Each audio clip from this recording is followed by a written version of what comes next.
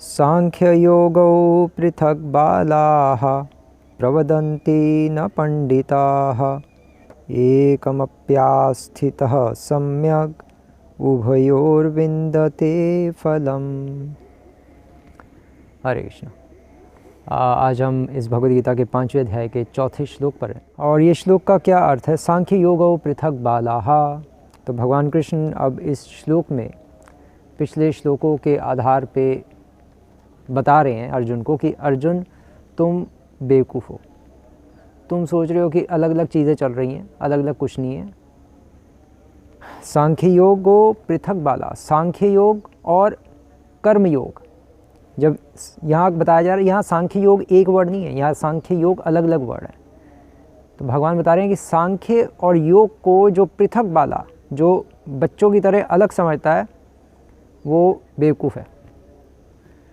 प्रवदन्ति न पंडिताः, लेकिन जो पंडित लोग हैं वो कहते हैं नहीं, अलग नहीं है, न पंडिताः, क्योंकि वो कहते हैं कि अगर एकम अप्यस्थितः, अगर एक में भी सम्यक पूर्ण रूप से आस्था रख के चला जाए तो उभयोर विन्दते फलम, दोनों का जो फल है वो किसी एक प्रोसेस को फॉलो करने से ही मिल जाता है। दोनों एक ही जगह जाते हैं। मतलब कहने का अर्थ ये है कि भगवान अर्जुन को बता रहे हैं कि सांख्य योगौ पृथक बालाः, कि सांख्य जो है और जो कर्म योग है, कर्म योग जो अर्जुन को जो युद्ध करवाने के लिए प्रेरित कर रहे हैं, या डिवोशनल सर्विस श्रील प्रभुपाद लिख रहे हैं, भक्ति में सेवा, तो चाहे हम भक्ति योग कहें या हम विश्लेषणात्मक अध्ययन सांख्य कहें, ये दोनों एक ही हैं। क्यों एक क्यों है? तो श्रील प्रभुपाद इसके तात्पर्य में लिख रहे हैं, सांख्य दर्शन का वास्तविक छात्र जगत के मूल अर्थात विष्णु को ढूंढता है और फिर पूर्ण ज्ञान समेत अपने को भगवान की सेवा में लगा देता है।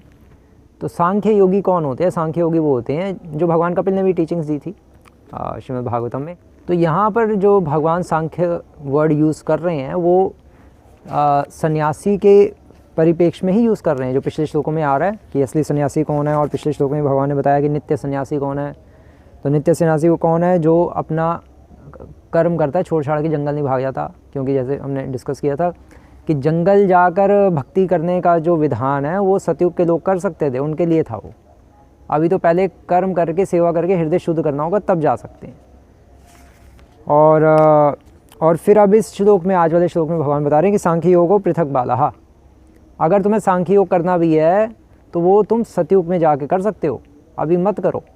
प्रोसेस एक ही है, चाहे तुम वो करो और ये करो, दोनों से ही भगवत प्राप्ति होगी, लेकिन अभी वो एप्लीकेबल नहीं है इस टाइम के लिए। सांख्य क्या है? सांख्य का अर्थ है कि 24 तत्व, ईश्वर जी, प्रकृति, काल, कर्म, 5 कर्म इंद्रिय, 5 ज्ञान इंद्रिय, 5 इंद्रिय विषय और पृथ्वी जल अग्नि वायु आकाश, इन सबको मिला के 24 तत्व होते हैं, मन बुद्धि अहंकार और आत्मा।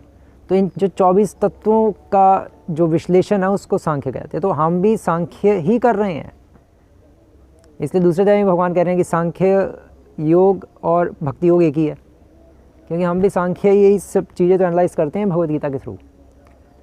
तो इसलिए भगवान कह रहे हैं कि जो सांख्य और योग को अलग अलग समझता है, कर्म योग मतलब भक्ति योग, भगवान की सेवा करने को कर्म योग कहते हैं, जो उसको अलग अलग समझता है वो बेवकूफ़ है, बच्चा है वो।